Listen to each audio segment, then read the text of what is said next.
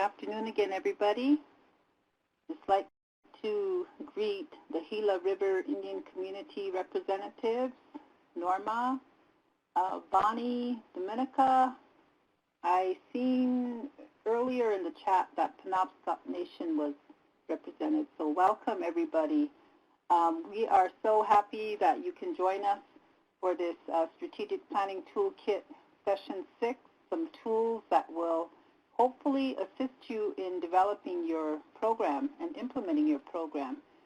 So like Chelsea said, I'm here with my colleagues, my relatives and colleagues, Dr. Paulette Runningwolf from the Blackfeet Nation. She's a Technical Assistance Coordinator. My Toja, Natalie Stites. She is from the Lakota Nation, and she is also a Technical Assistance Coordinator. So I'm so happy they could be with us today also. They have a lot to share, a wealth of experience, a wealth of knowledge. So we always want to promote our languages. Our languages make us who we are. So if you have a greeting in your language, I'd appreciate it if you would type it into the chat box, other than what we have listed up here. Danya Yahipi, welcome. It is good you are here in the Lakota language. Oki, hello, that's Blackfeet Nation. Nawa, hello, in the Pawnee language. Hinche, Muskogee Creek, greetings. So I would just like, Jill is saying Danakak. Jill, could you clarify what nation that's from, and is it hello, is it a greeting? Thank you so much for offering that from your people.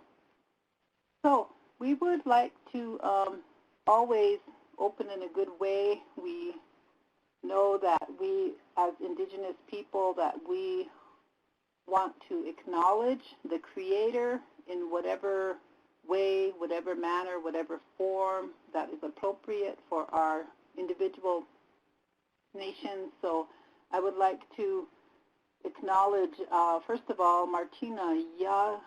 I know I'm going to butcher these words, so thank you. So Jill said that's hello in Penobscot. Thank you, Jill. And Ayuki, hello in Karuk. Wichita, Chungshi Tasha says, Ashida Shit Ko. How are you all in Wichita? Thank you, Chungshi Tasha, for that. So we're going to open this session acknowledging the Creator. So I would like all of you to relax, sit back, close your eyes, and envision a future of happy families, happy children. Everybody has a home. Everybody is well fed. People are helping one another. So just envision that as you hear my offering to the Creator in my Lakota language.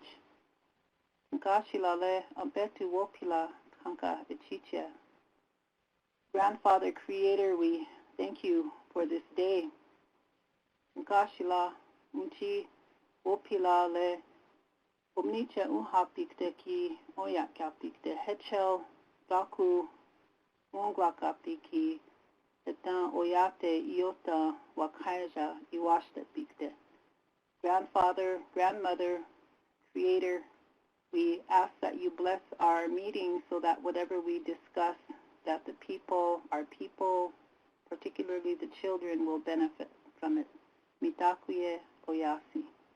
All my relatives, thank you so much for bearing with me, and I hope you had a very good image of the future, of what we're all working toward. So with that, I would just like to introduce our staff here, the OJJDP Tribal Youth Training and Technical Assistance Center staff. Our director is Dr. Dolores Subia Bigfoot. The assistant director is, and the director of evaluation is Dr. J.B. Bartas from the Cherokee Nation. Our project manager is Courtney Yahular from Sac and Fox and Pawnee and Oto Nations and Creek. Our project manager is Janie Braden. She's Osage and Kaw. And our own Gandra Laval, who keeps us all in line from the Kiowa Nation. Thank you, Gandra, for all of your efforts, all your work. Here is our Training and Technical Assistance Coordinators, Dr. Paulette Runningwolf. She'll be on our webinar today. Anna Clow from the Muskogee Creek and Yuki Tribe, and Anna, I apologize if I said that wrong. Natalie Seitz, who's from the Lakota Nation, Cheyenne River Sioux. Myself, I'm Ogallala. I also have Crow blood on my mother's side, so I always want to acknowledge that. Jerry Weisner, who's from the Muskogee Creek Nation, and Erin Thinnout, she's from the Sicangu Lakota Nation. So this is our circle here of people that are brought to help you, assist you, be there for support for you. So I'm going to turn it over to Toja Natalie. Good afternoon, everybody. Thank you, Tuli Ethelene. To review our agenda for this webinar, we have completed our welcome. We have gone through our technology review. Thank you, Chelsea. Our traditional opening. Thank you, Tuli Ethelene. And the introduction of the center staff. Thank you very much for all of my colleagues and especially for Tuli's efforts here. Our agenda today is to define the purpose and uses of logic models, to review examples of them, to begin to create an outline of a culturally based logic model, most appropriate for our grantees, to identify the strengths and challenges of using these logic models and of creating them. And finally, we will wrap up and close up with more housekeeping information. Thank you.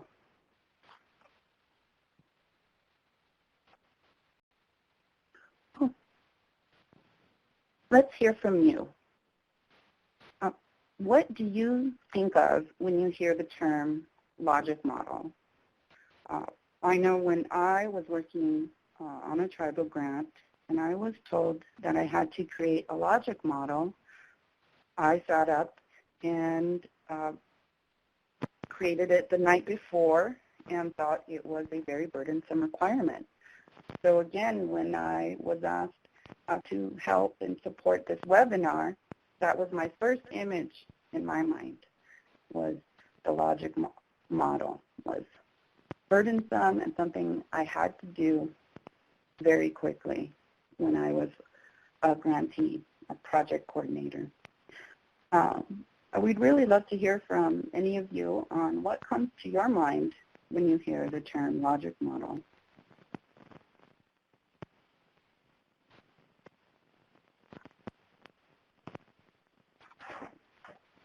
Okay.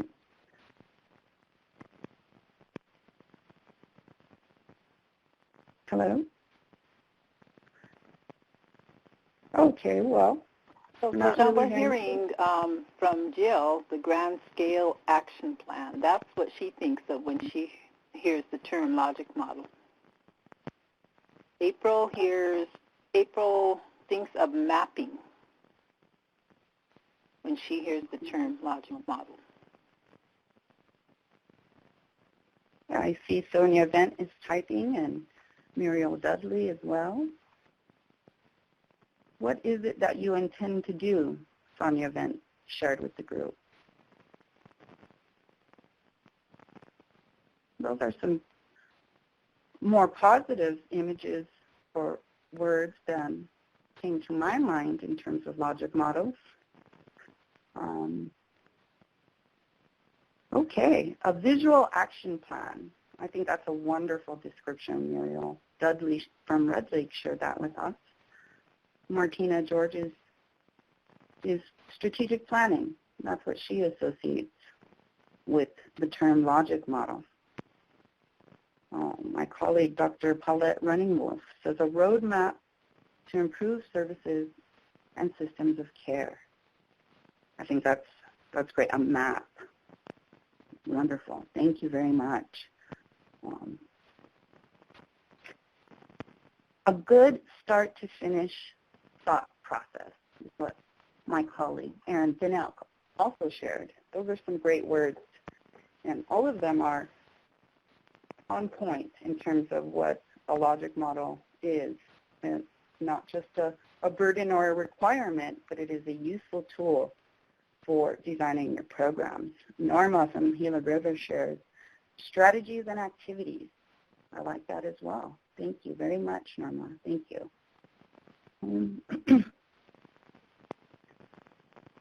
So what is a logic model? We've taken a formal interpretation to support our webinar here from the respected Kellogg Foundation. And it says, a logic model is a systematic and visual way to present and share your understanding of the relationships among the resources you have to operate your program, the activities you plan, and the changes or results you hope to achieve. I think in that it's systematic, and the visual part of it is just so important to how you conceptualize your program as a whole. At this point, I am going to pass it back, or pass it to my elder and my colleague, Dr. Paulette Manuel. Paulette?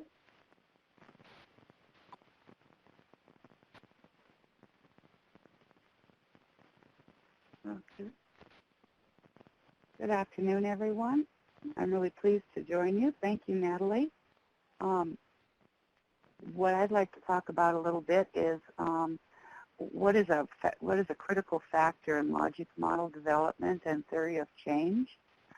This is kind of like the starting point of your roadmap. If you're really interested in seeing some changes occur, whether you're in a TYP program or a juvenile healing to wellness program, what kinds of changes are you anticipating that your project is going to focus on? Any thoughts? You could type in the chat box.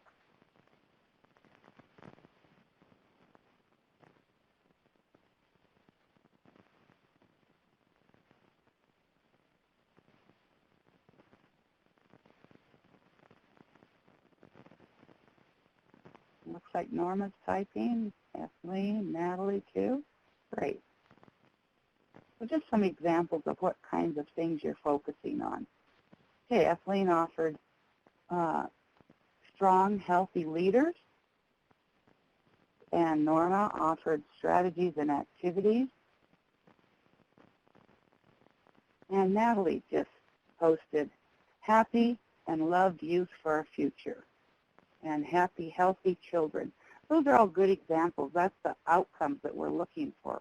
We want to have healthy children and families and cohesive communities that are not so, that have had a chance to undergo healing processes. And for the most part, that's what we're looking at. And Sonia just posted healthy activities for youth to build resiliency. That's exactly it. That's the outcome that you're looking for. And Jill posted healthy youth. Yes, all of those are perfect examples of things that you want to change in your community.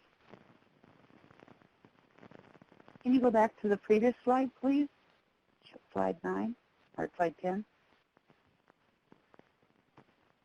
So what are the basic beliefs and values among stakeholders about that issue being addressed? Any thoughts about that? One of the key processes of developing a logic model and ultimately a theory of change in your community, and every community is distinctly different, is that there's some basic beliefs and values among your staff and your stakeholders. And it looks like Kathleen posted, I'll say, no, excuse me, I'm going to start with Natalie. She said more compassion and patience. Exactly, we need that when we're talking about these kinds of issues. Jill said youth sobriety support group.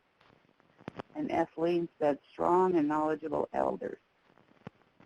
And Dominica also added healthy, informed youth.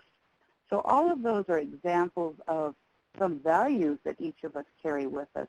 And we all have tribal-specific values, and we all, I think, can collectively support and identify what the values are in our community. And that is what you basically start with, but everybody's basically on the same page. Okay, we can go on to slide 11. Is there any, or excuse me, 12. So I want to talk to you a little bit about the theories of change and guiding principles. And Hernandez and Hodges, there's an article that we'll have the link available for you at the end of the webinar. But it's a very nice article that really describes those processes of change. And one of the things that he notes is that they cannot be developed in isolation of information about who is being served, what services are provided, and intended results. So it's really difficult to develop a logic model or theory of change that is just based on one person's opinion. And we always encourage that a group of staff and stakeholders come together and look at those, what are you intending to have as an outcome. And then that's the starting point. And what values and beliefs are we going to base those outcomes in terms of our theory of change. And it should be developed collaboratively, that we should be relevant and accessible to significant stakeholders. And I really want to emphasize how important it is to involve your community stakeholders in looking at your theory of change and your logic model so that they all feel a part of it. If you've had a chance to have a conversation with maybe your advisory committee that has your major stakeholders participating, and it gives them a sense of ownership of the project as much as the ownership you feel for your project. And it should be used to improve service planning and service delivery, and it should support strategic planning and internal evaluation processes.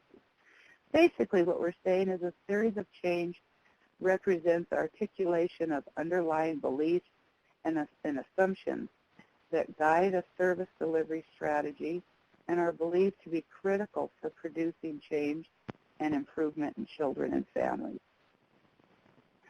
It's designed to define the goals and values of local stakeholders. So you might think, well, geez, I can, a neighboring tribe here has a logic model, is doing similar things of what we're intending to do. Maybe we can just use their logic model. Well, that won't work because you really need to have it based on your own values and beliefs and understandings of your current system, because every system is different, every tribal community is different. And the values and beliefs that we each hold, well, there may be some commonalities in them. There's also some distinct differences. So logic models are designed to define the goals and values of not just you and your staff and your community, but also your local stakeholders. And it's used as a tool to describe infrastructure, procedures, services, and support needed to accomplish the goals, which are based in values.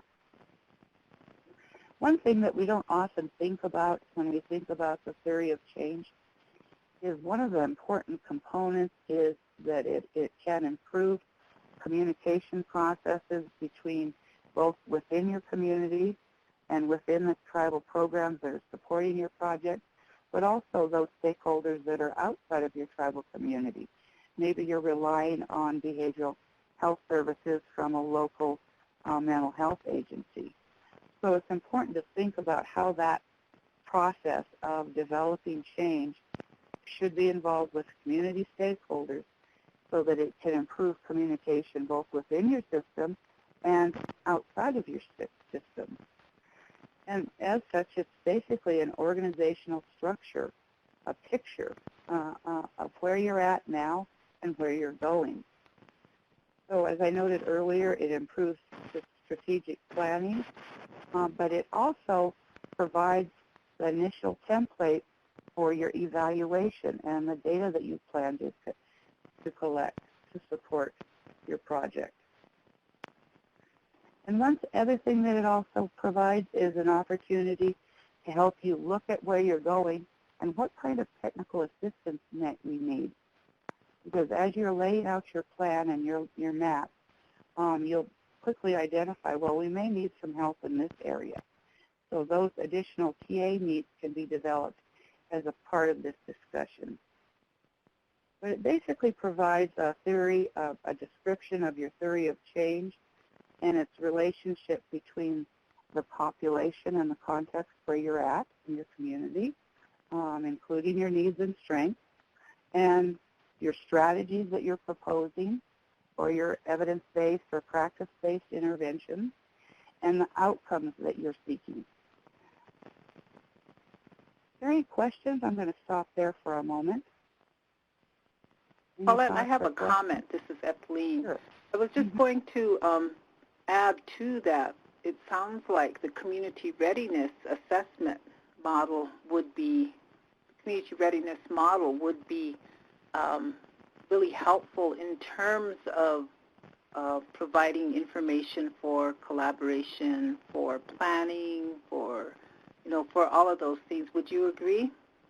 Absolutely. And we recommend that the community readiness model be initiated within your advisory community group, because those are all major stakeholders. And if they're a part of it, you have the opportunity for everybody to have ownership of where your community is at.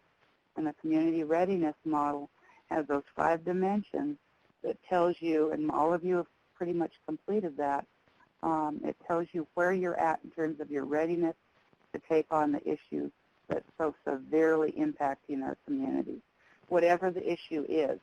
And so that, if you start with where you're at and then develop strategies that will improve where you're at, and that's all a part of the community readiness assessment. So it sounds like the theories of change, when you develop your guiding principles, that can be used for other initiatives, right? Just for Absolutely. a particular project. Yeah. For instance, maybe you focus, if you're a healing to wellness court, and you focus your community readiness process or assessment on the recidivism as youth go back and forth, revolving door through tribal court. It may be that another issue that has recently surfaced, such as suicide or meth addiction, has surfaced in your community in the meantime.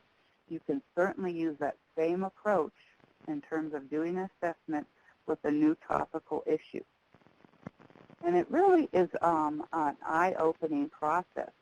And as a part of the process, since the participants that are involved as your advisory committee, they understand clearly what the issues are in their community, and so they'll identify people to interview that they think will help you understand how well the community is aware of the issue. So I think that's an extremely useful tool. It's a matter of conducting a minimum of 8 interviews and scoring them.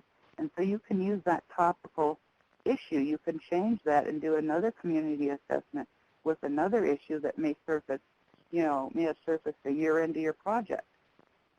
And then develop strategies that will help you address those readiness needs that have been developed. Thank you so much for that, Paulette. Mm-hmm. Appreciate Sure, your insight. So what is the purpose of logic models? So some of you have already said this and you already know this, but just a reminder, refresher, the logic models provide a graphic, visual, and simple way of showing what your program is going to do, how you will do it, and the change that you want to see as a result of your program activities. So being a visual person myself, then it's very helpful to see on one page, so what is the issue, what is our goal, what is our strategy, how are we going to do this, what is the change that we want to see, and how are we going to do this, how are we going to make that change. So that's the purpose of the logic model. So we're going to look at 2 examples here. The first example is pretty traditional in the sense of conventional, a chart that shows priorities, inputs, outputs, outcomes, and impact. So if you were to do a logic model develop a logic model using this model, then you would have everything on one page. And I want to thank the Colorado Department of Public Health and Environment Prevention Services Division for this example. So what is your goal? And we're going to take some time to come up with a logic model during this webinar, so you'll have some input on this. What is our goal? What are our priorities? What are our inputs?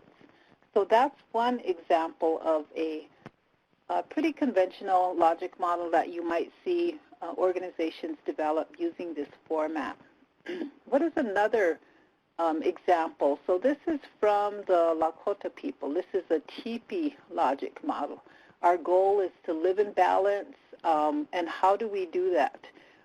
How do we, and what are our values, our guiding principles? So if you look at this graphic here, then, for example, the teepee, envision a teepee, and the yellow dots are the tripod poles.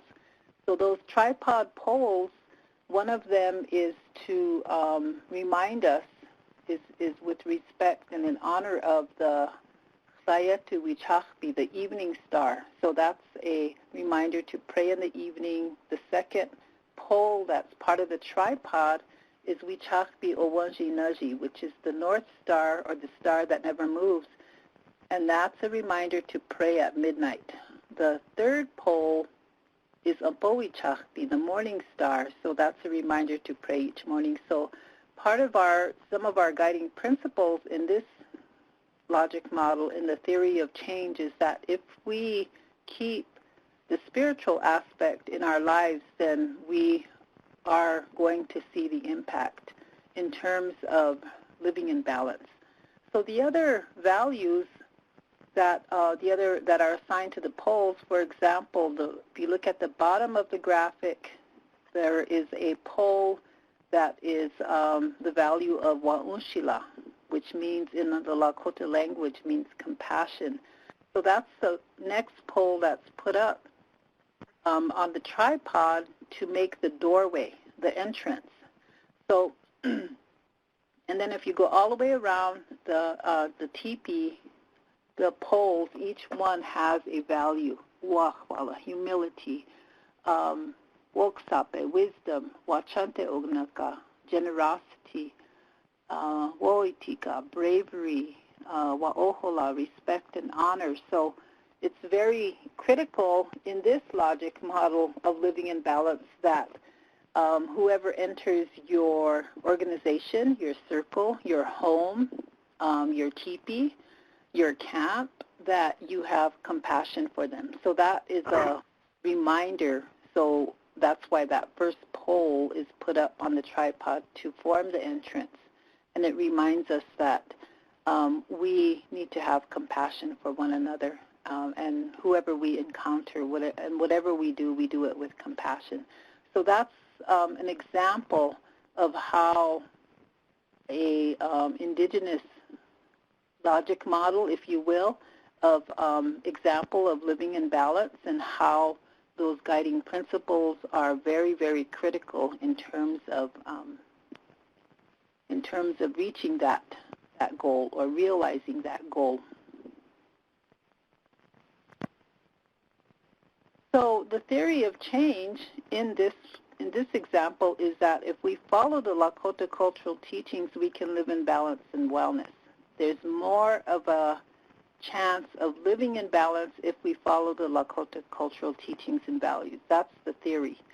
So the program, for example, is for this model is the resources and inputs are cultural teachings. And who provides those cultural teachings? Most often it's elders and other key community people that have the knowledge and that can pass on those cultural teachings, so those are the resources. what are the activities to reach living in balance, practicing generosity, sharing, compassion, humility. So what do we hope to achieve using this model? The outputs would be naming ceremonies so that the cultural identity would be strengthened, which would then lead to more of a sense of balance. With the wiping of tears ceremonies, where when somebody has a loss in our community, then other community members will provide the ceremony for them to acknowledge their loss, to help them adjust to life without their loved one. Community feasts, where we share our food with everyone and with those that may not have food. So those are the outputs. The outcomes would be the sense of belonging and avenues for dealing with grief and loss, for example. What is the impact? Having a stronger sense of cultural identity and stronger community. So the theory is that if we follow the Lakota cultural teachings, we can live in balance and wellness. And these are the resources, the inputs, the activities, the outputs, the outcomes, and the impact. So when you think about your own indigenous cultural values and your own indigenous cultural ceremonies can be put into a logic model format, then this is an example of how that can be done. Are there any questions or comments so far? Feel free to type them in the chat box. So we're going to do this logic model development activity. Here's our goal. Children and youth involved in tribal court will receive culturally based services to assist in healing from trauma when needed. So that's our goal, right, in this particular example for this activity. So think about your program. What are the resources? What are the inputs? What are the activities? What do you hope to achieve? What are the outputs, the outcomes, and the impact? So we're going to be doing this activity. So start thinking about that. Children and youth involved in tribal court will receive culturally based services to assist in healing from trauma when needed. So for example, those of you that work in tribal court know that people come, families, individuals come before the judge with a certain issue. Maybe it's domestic violence. Maybe it's driving under the influence. In those two particular examples, then most likely children are often involved. They witness things, they're a part of it, and how do we as a tribal court address their needs? We will address legally, the issue at hand, but in order to really work toward making sure that our other community members are receiving the services they need so that they don't end up doing the things that you're seeing now. So, for example, the child witnesses violence, then, and they are often likely to express that in a negative way. And that might be being aggressive, but it also might be being more inward and putting harming themselves. Or it might mean picking up alcohol, other drugs to express that. So this is a real critical, need in any community that I know of, where children and youth that are part of a tribal court matter will receive culturally based services to assist in healing, so that we can make sure that they're less at risk of being involved in tribal court. What are the resources input? So Conrad is saying, can you use contract judges or county district judges for tribal programs? So Conrad, I'm not really understanding your question as related to this activity, or is that a general question? So if you could clarify that, I'd appreciate it. Okay, so here is some more information for outlining a logic model. Our intended result is children, youth involved in tribal court will receive culturally based services to assist in healing from trauma when needed. So just visualize that. So you're in tribal court and you have cases where children are involved and they've witnessed violence, they've experienced it, and we want to make sure that they have some type of culturally based services to assist in processing their healing. So what are the resources and inputs? What are the activities? What are the outputs, outcomes, and impacts? So Paulette is saying tribal court codes specify who can practice with tribal court systems. So Paulette, are you suggesting that that a tribal court code is a resource? Absolutely. It defines what your tribal court covers and your tribal codes cover. Every tribe that has a tribal court has specific codes that allow them to cover certain areas. And probably our coordinators who are brief could provide some on that. But basically, is what determines practices within your tribal court. Okay, so would the resource would be the tribal code? Would the activity be revising the tribal court code, the tribal code to reflect providers for children? I'm just kind of thinking out loud in terms of this. I would think so. For example, in my within my tribe, our tribal court code has a family court code, and it hasn't been revised in almost 30 years, so it doesn't account for things like drug-addicted babies that are being born. It doesn't account for cost of volunteers to participate. I mean, there's a lot of missing elements because our tribal court codes have not been updated. So that might be a component or an objective that you'd want to work on. And again, I think Anna and Jerry have provided comments here. Okay. I'm having trouble with my connectivity, my internet connectivity. Paulette, can you read those comments? Sure. Anna noted, yes, tribal codes, policies, and procedures will cover who can practice within a specific tribal court. She agrees. And Jerry noted, it will also depend upon your jurisdiction if you're a PL 280 or a self-governance tribe. So those are other important pieces to be aware of.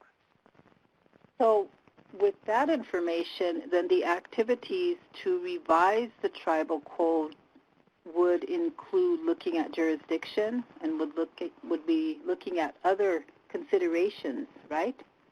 Absolutely. Okay. So as far as like the outputs, what are the outputs, what are the outcomes, and what is the impact? So if we could go back to this example of, could you go back to the TP Logic Model Development slide?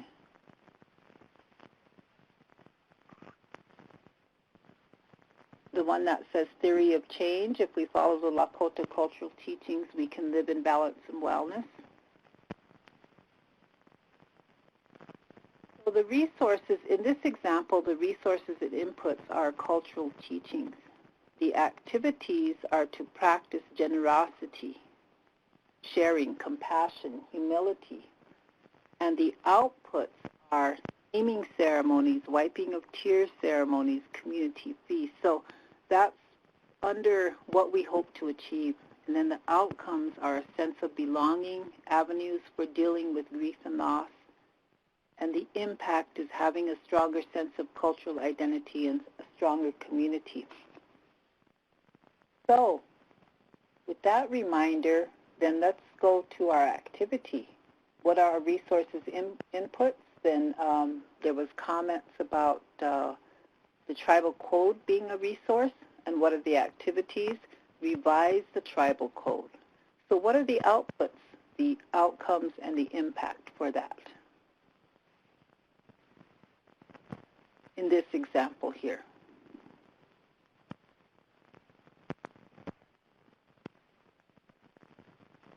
The outputs might be, I'm going back to this slide here.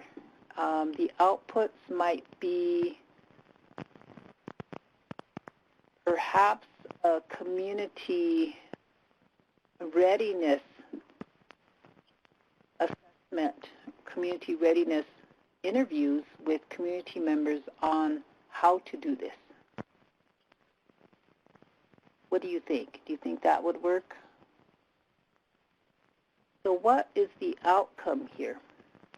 Again, going back to this, the outcome for this model is a belonging. If we do the activities, if we have those resources, if we have those outputs, then the outcome would be a sense of belonging and avenues for dealing with grief and loss. So the outcome in this example might be we would have a revised tribal code. We would have providers. So, for example, trauma screening in the court system. That might be an outcome. We would determine through the community readiness interviews and also through our collaborative meetings that we need trauma screening in the court. Okay, so I want to acknowledge Chungshi Tasha's example. So the resources would be tribal elders and spiritual leaders. The activities would be traditional teachings. The outcomes would be youth understanding of cultural and spiritual ramifications of behaviors. For example, and the impact would be application of cultural knowledge in decision-making by tribal youth. Thank you so much for that, Chungshi. And those of you that are see that, then might want to cut and paste that and steal that from Chungshi Tasha, because that's a really good example of a logic model to make sure that children and youth that are involved in tribal court will receive culturally based services to assist in healing from trauma when needed. So there are different examples like that, and it kind of takes some thinking about it, considering it. It's not something that you can just, that it will come about just, in a matter of minutes or anything like that, like what we're trying to do now. But I think it really helps us to see the importance of having a logic model. So Toja Natalie is saying an outcome could be more awareness as measured by the community readiness assessment of underage substance alcohol use and abuse on young people's lives.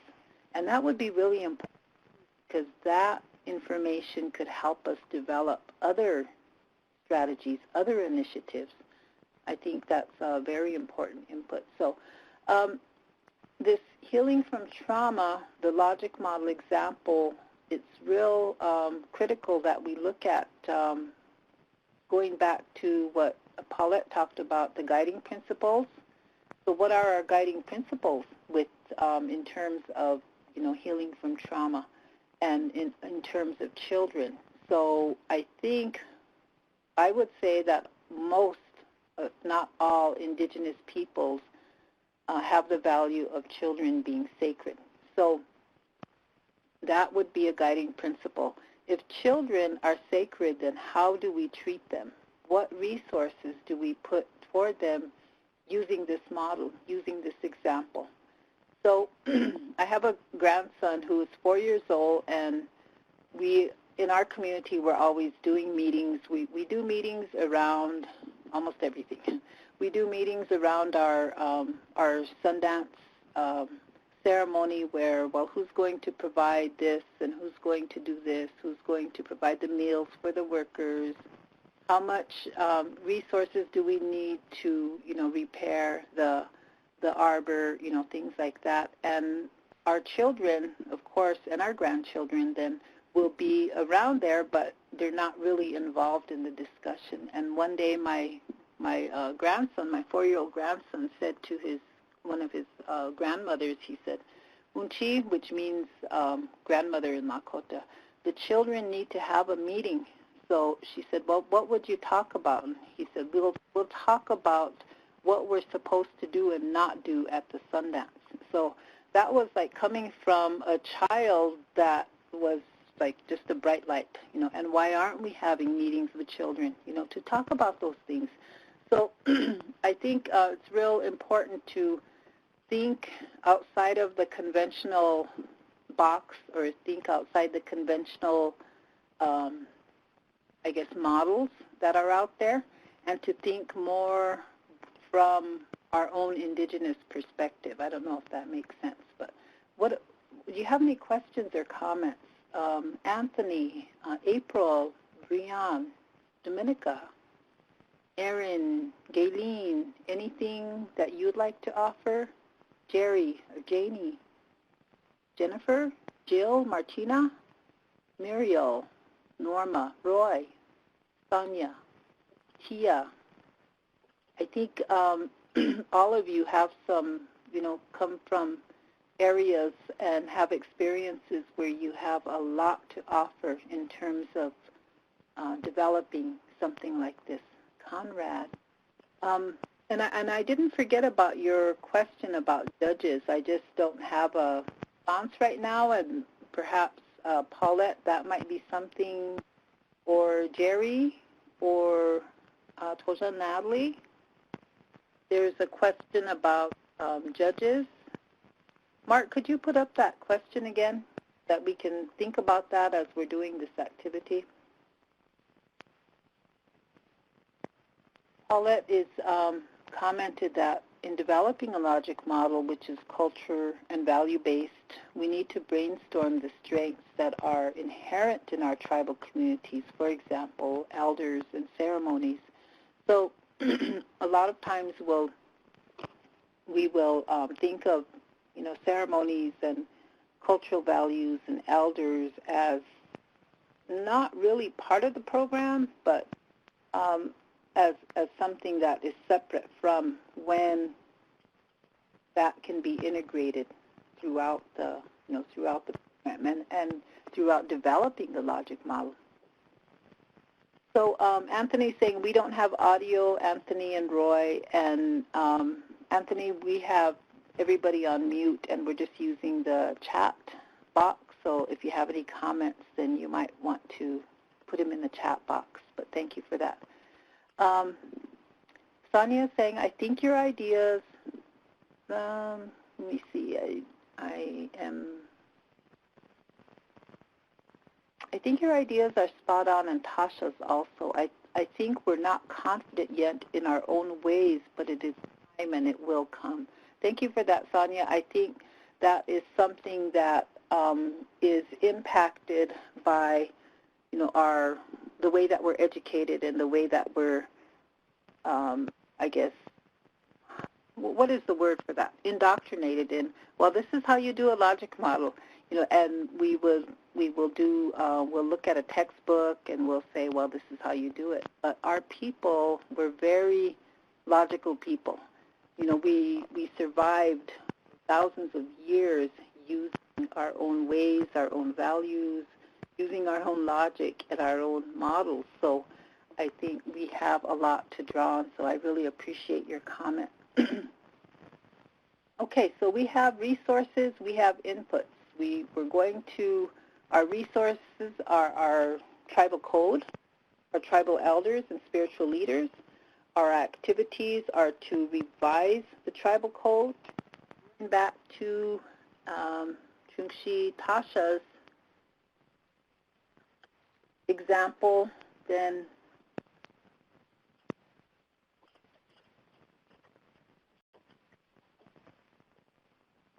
I'm looking for that again.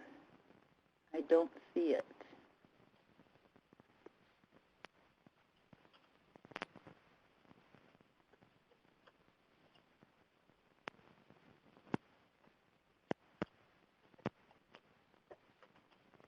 Okay, there it is. So she included the activities as traditional teachings for the example that she was using. And for the tribal code example, then it would be to revise the tribal code and to look at, the different jurisdictions, the outputs. In Tasha's example is youth understanding of cultural and spiritual ramifications, and the impact is of cultural knowledge and decision-making by tribal youth. So I think that we've gone through, an activity where we've used a couple examples about how we can do this, and I think this outline would be very, very, very helpful. This is that conventional format of the logic model, what the overarching goal is. We went through an activity that a couple examples were shared on how to do that. So let's look at this logic model in terms of another example. So the overarching goal is to establish a trauma-informed care system, support, and community. And here's our priorities. Before I get into that, I would like to mention that Toja Natalie said an outcome could be more awareness as measured by the community readiness assessment. And I think I've mentioned that before. So I just wanted to mention that again, that the community readiness assessment, community readiness model can be a very helpful tool. So the priorities in this example to establish a trauma-informed care system in court and community would be about the rationale for doing this. Many children and youth have charges where violence is involved or in need of care due to violence-related incidents of their parents or their guardians or other family members. So what are the inputs? What are our resources? Think about that. Elders, and Tasha mentioned that earlier, the teachings, perhaps a behavioral health screening tool for screen for trauma. Another resource could be a partnership with behavioral health programs, and another resource could be the OJJUP Tribal Youth Training Assistance Center. The output, think about strategies.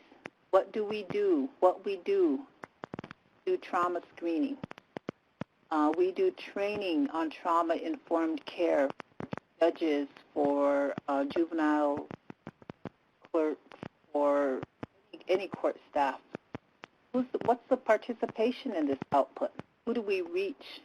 We reach youth and parents. We reach judges, court staff, youth, parents, and community. So what are our outcomes in terms of short term? So we want to accomplish in 1 to 3 years, youth and parents receive help for trauma-based experience and understand the impact of trauma. Short-term outcome. And these outcomes are often about learning, the short term. We can accomplish learning in that amount of time. Another partnerships are established with ongoing case management and follow-up. So what's the medium term? Something we can accomplish in 4 to 6 years. These outcomes are often about action. Youth and parents are less likely to be engaged in incidents in court. Another one is the trauma-informed court system. in 4 to 6 years, we should be able to accomplish a trauma-informed court system. What is the impact? So think about long-term, more than 7 years, maybe 10 years. These are often about conditions. So one example might be less children and youth in court systems that require intervention or referral for trauma-related experiences. Another one would be trauma-informed community response to needs of the families before court involvement. Wouldn't that be wonderful? Before it gets to the point of law enforcement, the court being involved, and the community has resources, knowledge, and information to respond to trauma among children, youth, and families.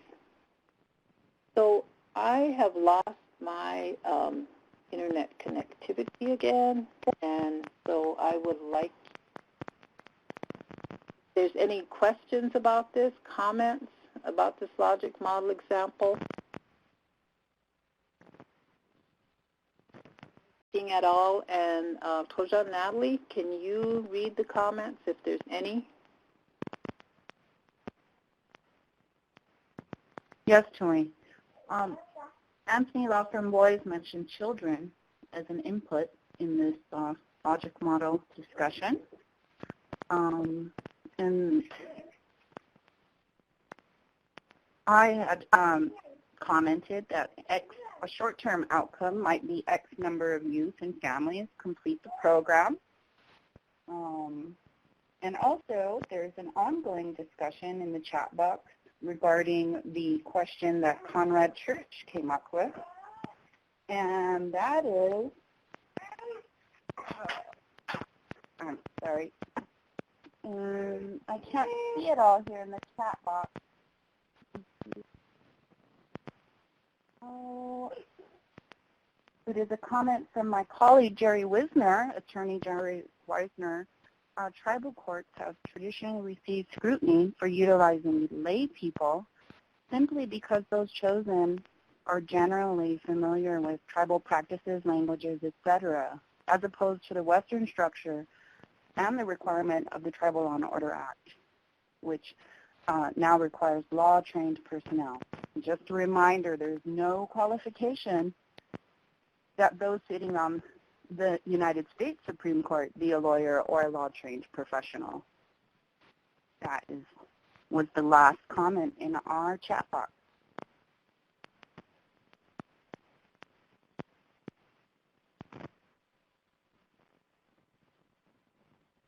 Okay, I'm moving on from the logic model example on slide 21. Let's go to the slide that speaks to the strengths of logic models. One of them is it is a visual strength, and it provides a graphic overview of the program. Also, it's process-oriented. It outlines the flow of activities towards the outcome. It is relationship-focused. It shows logical relationships among outputs, inputs, resources, activities, and outcomes. It's also performance-based. It can build in measures and indicators to show when and if a program is achieving its outcome. So those are some of the strengths that a logic model presents for program development. Some of the challenges with logic models can be they are very linear based. A plus B equals C. Assumptions versus reality. Other factors impact change in outcome. Expected outcome. I'm sorry. Excuse me.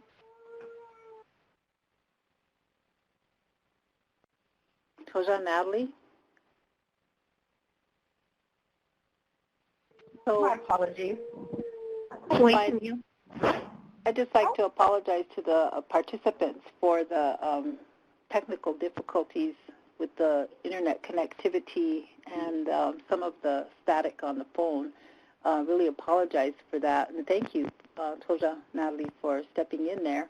So she talked about the strengths. Yes, there's strengths of the logic models. That's something that we can take a look at, a visual, plan, a visual picture, a graphic of what we want to do, what the issue is, how we're going to do it, and the impact. However, like she explained, there's challenges with logic models. Mostly they're linear based. Other than what I showed you as far as like the TP logic model about living in balance, then I haven't been able to find too many, I guess, unconventional or culturally based logic models out there. So mostly they're linear based. So we have, A plus B equals C, like she said. But it's not always like that. It's not always A plus B equals C, because in there comes, assumptions versus reality. So we assume that A plus B equals C will work, that model will work, but there is also reality. So what are the other factors that can impact the change in the outcome? Well, so what we're showing in the logic model, the conventional model, is that other factors are not really considered. We're saying that if we have these inputs, these outputs, then this outcome, this impact will occur. But that's not really realistic, because there are unexpected outcomes and there are expected outcomes. And sometimes we don't allow for those unexpected outcomes. Logic models, developing them can be very time and resource intensive. I think we need to acknowledge that, because sometimes we don't have a lot of time. For example, some of our communities will be going through a crisis, and we don't really have time to sit down and hammer out a logic model. We need action right now. And I think that's why we had that discussion about, guiding principles, where they can form the foundation for initiating other activities, other strategies. Paulette, I'd just like to acknowledge your comment. Today, many tribes utilize traditional leaders to divert youth and intervene with high-risk youth. For example, Jemez Pueblo. Thank you for that comment. I think that's very, very important, because if we were to put that logic model, then we can see, the impact and the outcome. Any other questions or comments?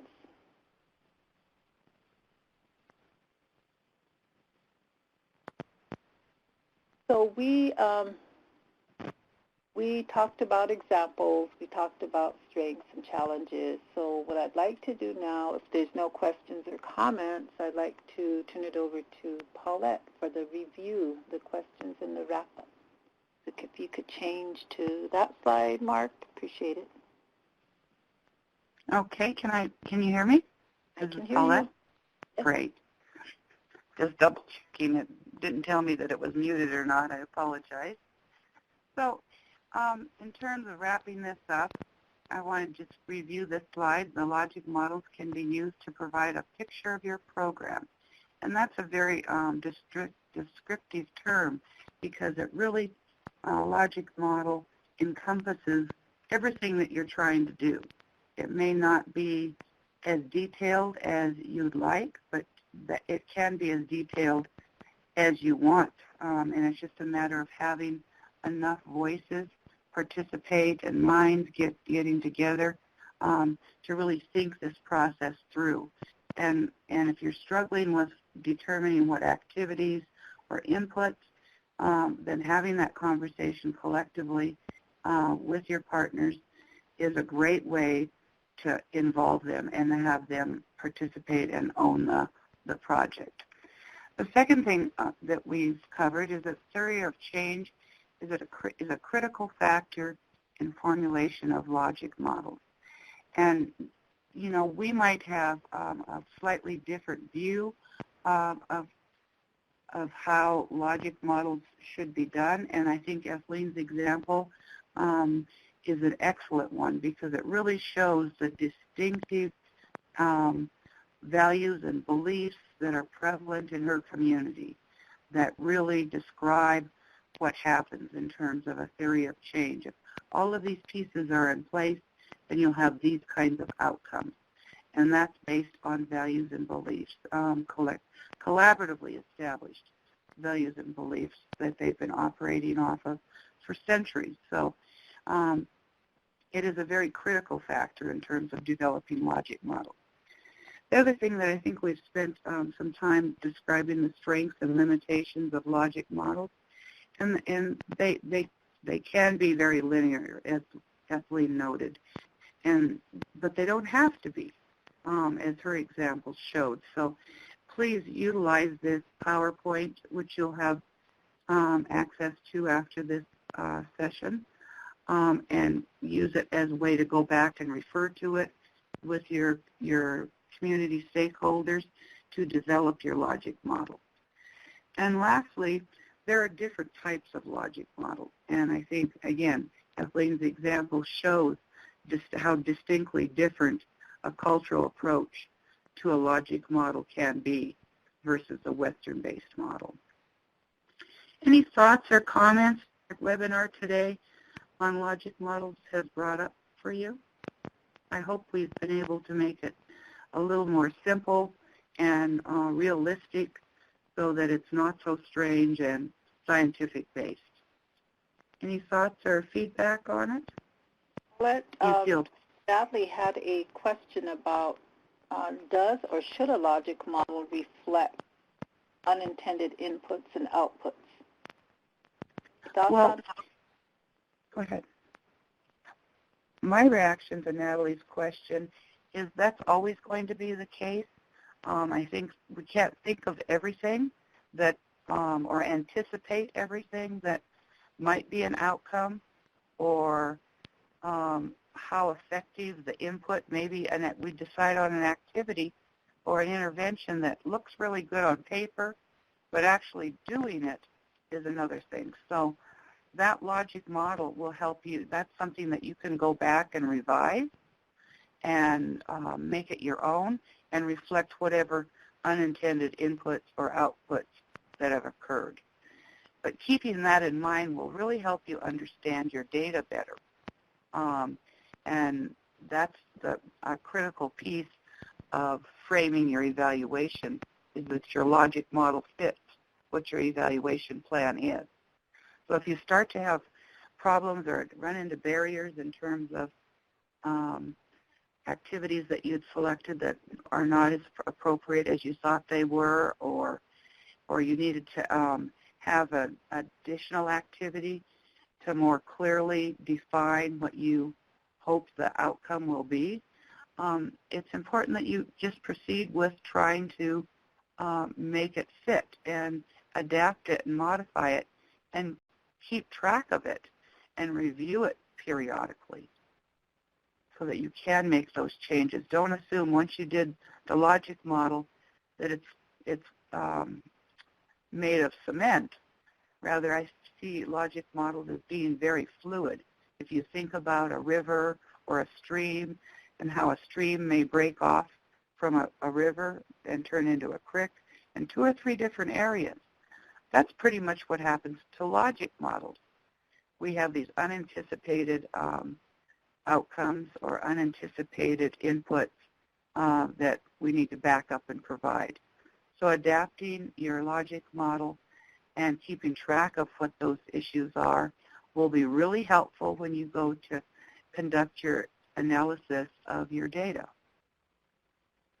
She also commented that the lack of transportation and poverty in many Indian communities seem to be a big factors missing in our program. So, for example, and I think that's a very important insight, just because we'll develop a logic model and say, well, we're going to revise the tribal code and we're going to utilize our resources, our elders. And so we call a meeting and then nobody comes, or we only have a couple people there, and and we could say, well, we did invite them, but we don't take into account perhaps the transportation issues. Maybe people don't have gas money, So we really need to look at the reality, and that's one of the challenges with logic models, is that we can have a very pretty picture, right, about this goal and what we're going to do and how we're going to do it, but it's not based in reality. And then when it doesn't work, then we could say, well, we already tried that in that community, but it didn't work, when in actuality we did not take into account those factors. So I just wanted to make that comment too. I agree fully. That's an excellent example. Okay, any questions? Anybody? Comments?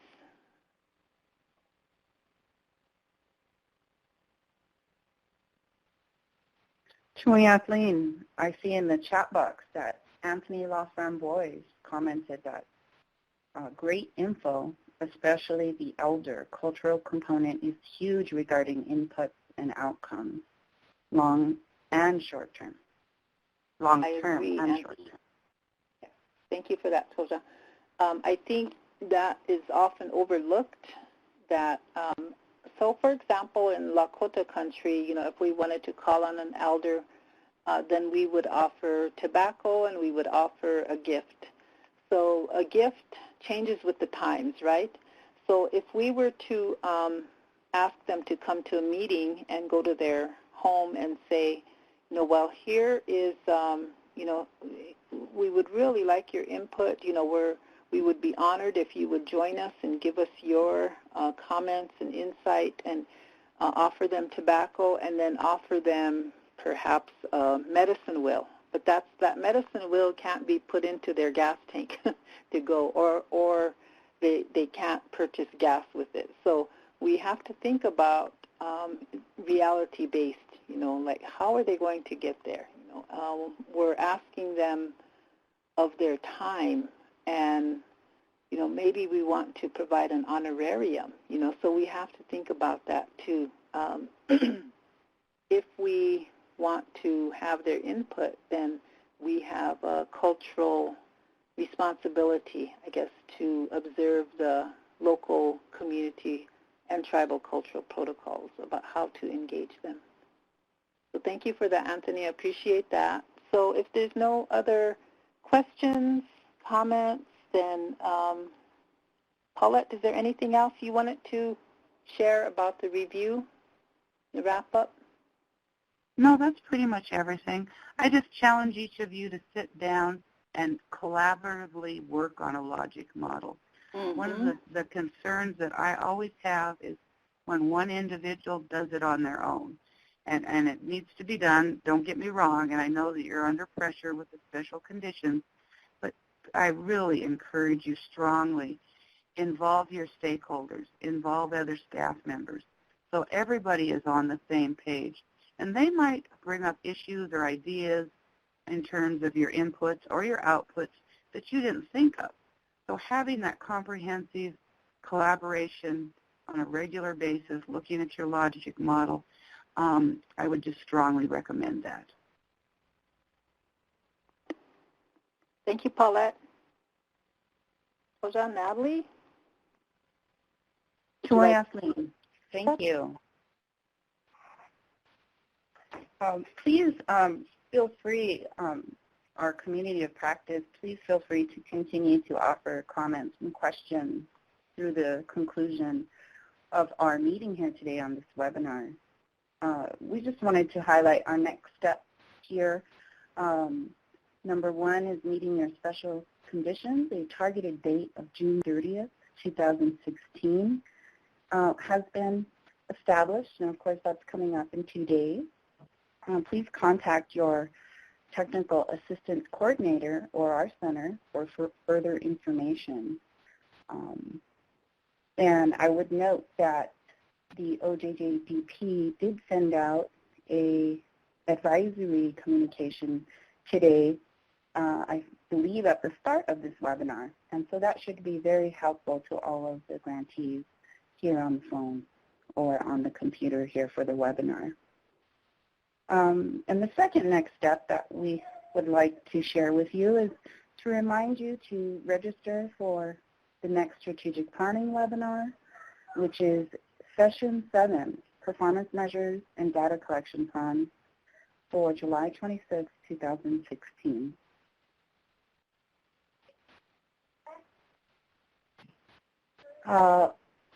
And all the information regarding special conditions, Julia, Kathleen, I see your comment in the chat box. There is information on those requirements within the Files for Download section of this webinar. Thank you. Thank you, Toja. So we have a question from Roy that's very much based in reality. So how does all of this help clients?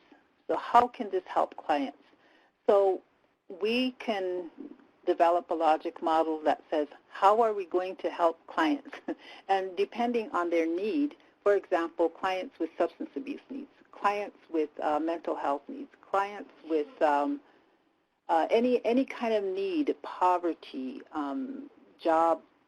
seeking a job, employability. There's all kinds of needs out there. So I really appreciate that question, because if we don't know where we are going, we don't know how we're going to get there. You know, we have to determine that. So the logic model can actually outline that process for you, and that the logic model can actually be a visual graphic of this is how we help clients, and this is the issue.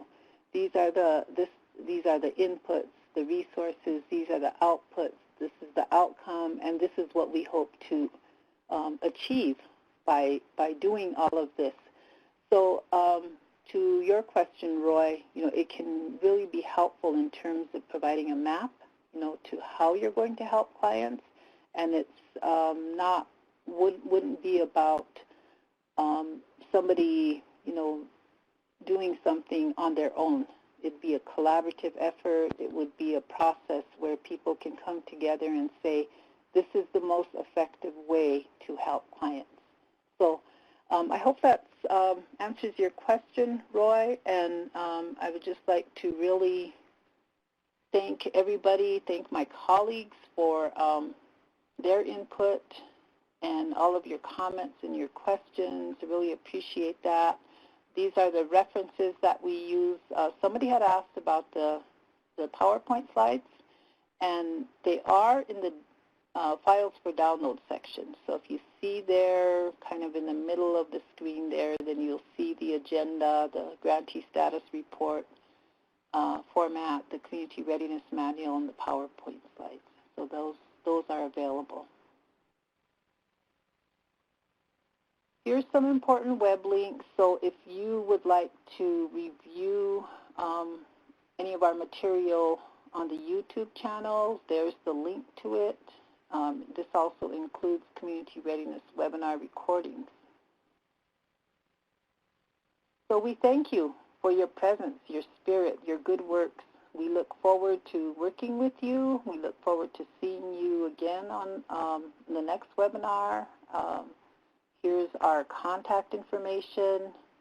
We have a some information there about, you know, how to dial in, and this was for this webinar and for future webinars. We'd also really like to encourage you to complete the survey, the evaluation for this webinar. That's your responses are very, very helpful in determining how we do things, how we present things. So I'd just like to encourage you to do that. Martina is saying in Yupik, thank you very much, and thank you for sharing. I'm not going to attempt to pronounce that because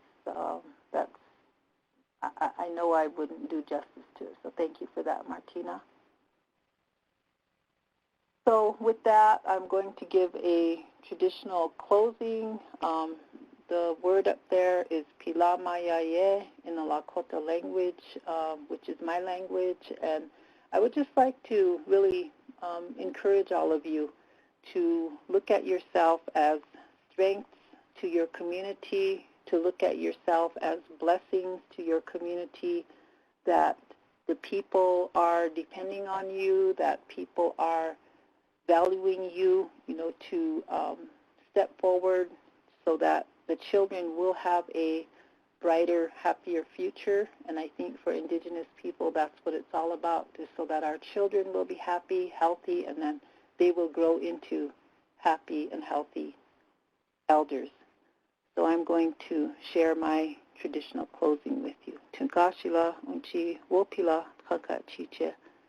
Na oyate ki tona washi leo yuhapiki ushiwichakilapia na oichakapia hechel wakaya na wakanki na tukashila woke ichupikte. Grandfather, grandmother of the spirit world, we thank you for this meeting. We ask that you have compassion and blessings for all the people that are working on behalf of our youth and elders so that they will have a better future. Mitakuye Oyasi. All my relatives, thank you so much, everybody.